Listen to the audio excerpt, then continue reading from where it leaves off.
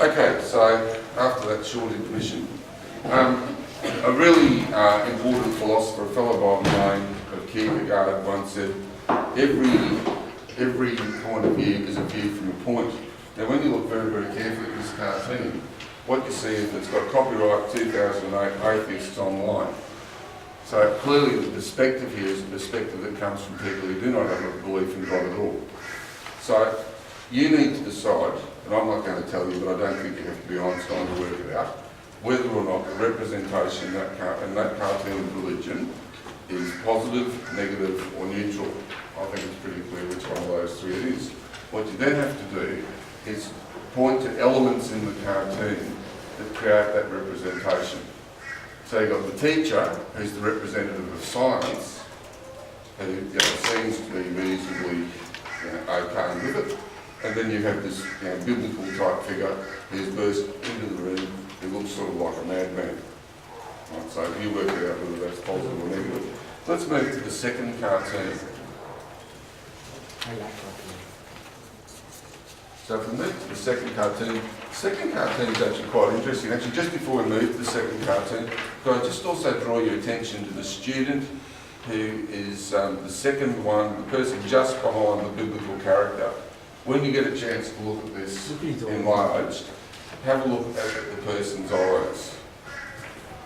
Alright? And again, that's all evidence that you can use to support your judgment about the cartoon. So let's go to the second cartoon. So again, the second cartoon has two people on walking a plank, essentially. The first person has a telescope, and he's looking up at, I think Saturn's the planet that's got all the rings around it. It might be Neptune, I'm not sure. I'm not a scientist, Jupiter, thank you. With all of the stars around it, stars and moons around it. And the other person is a person who's imagining a ladder that goes up to a god in heaven. Now when you look closely at this one, the person is blindfolded.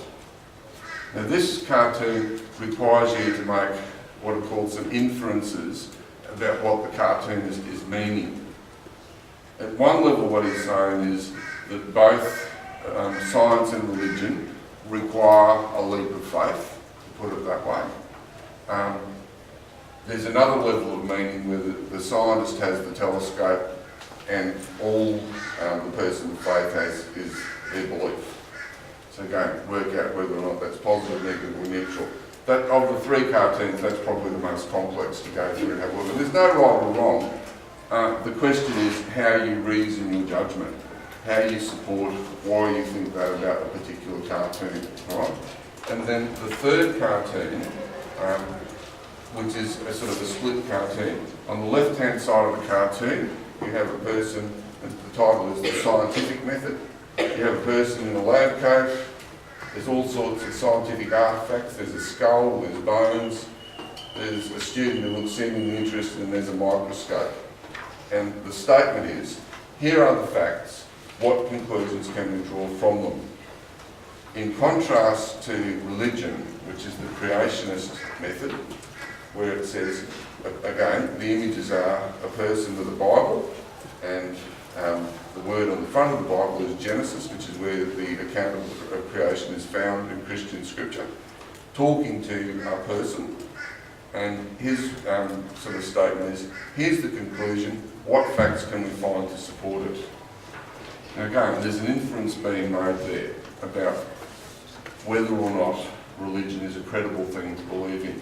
So your task in the first question is to analyse the three cartoons and say whether the representation of religion is positive, negative or neutral. As I said, there's no correct answer. The issue is how will you provide a reasoned judgment for the position that you come to on that particular question. What I think we'll do, just in terms of the videotape, I'll actually go through all three questions, and then at the end I'll have time, hopefully, to come back for people who might have questions they want to ask, and we'll do it that way. Okay, so moving on to question 2.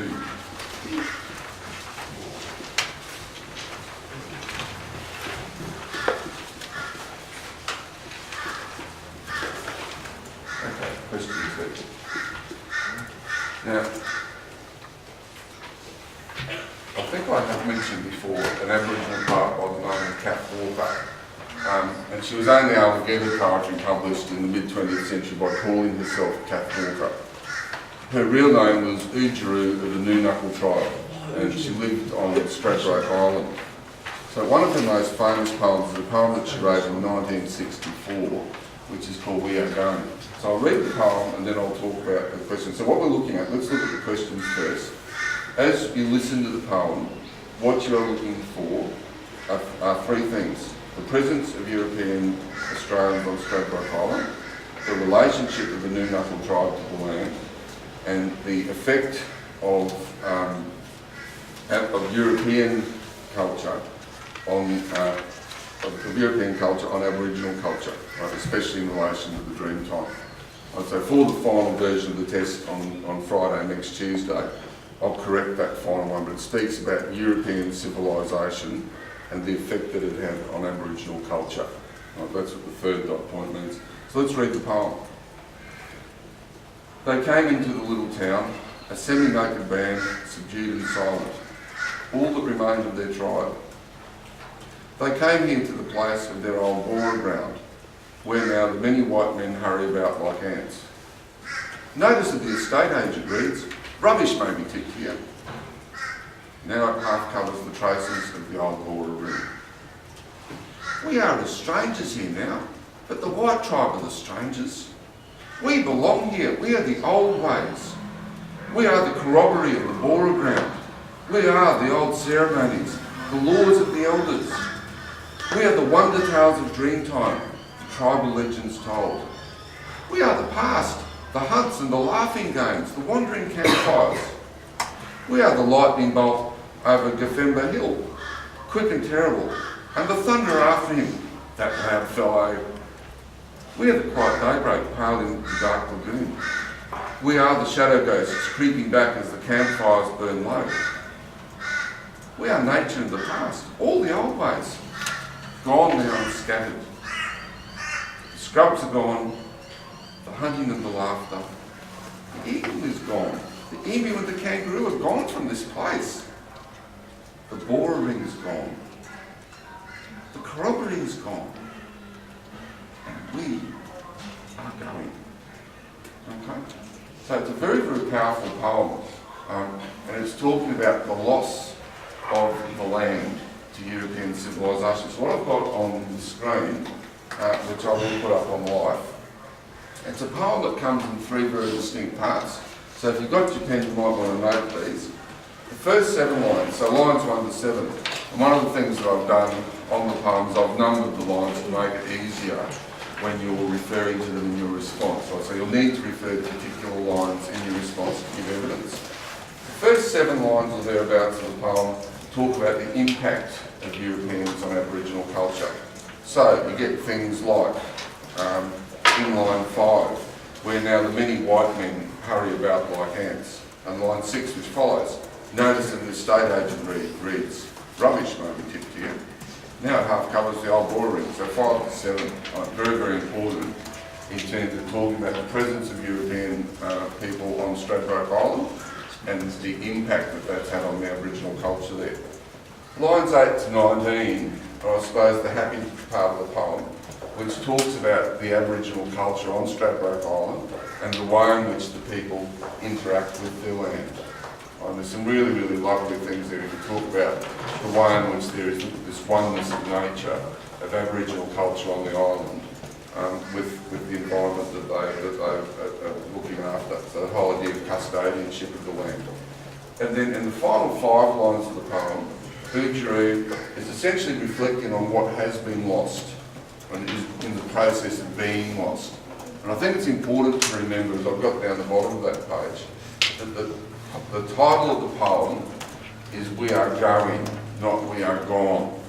So from Oodgeroo's point of view, this is a battle that was still being fought in 1964. It's not a battle that the Europeans have won, even though it might look as though they have. So I think that's a very, very important thing about this poem. And again, it links back to the thing we did about the beginnings of European presence in Australia, where the traditional story that was told was that Aboriginal people really didn't care, they just gave up. whereas the story being told now by Aboriginal people themselves is that it eventually ended up almost in civil war between Europeans and Aboriginal culture in this country. So that's the second poem. So you need to do three things: the presence of European Australians, the relationship of the Ngunnawal tribe, which is the middle part of the poem, lines 8 to 19, and then the effect that it has had on Aboriginal culture. So the fact that it's pretty much been destroyed, the last 5 lines of the poem. They're the sorts of things in your response that you need to tie together. Right, so that's the second question. The third question is then one that asks you to draw a comparison between Jewish scripture and Hindu scripture. Now, I'm not going to read the Jewish one because it's one that we pretty much know. I am going to have a quick look at the Hindu one though, because it's one that you won't have heard. Right? So, the question for this one, which you find on page 6, is, with reference to the above stories, compare and contrast respective understandings of creation in these traditions. So look at the similarities and differences between the two accounts of creation.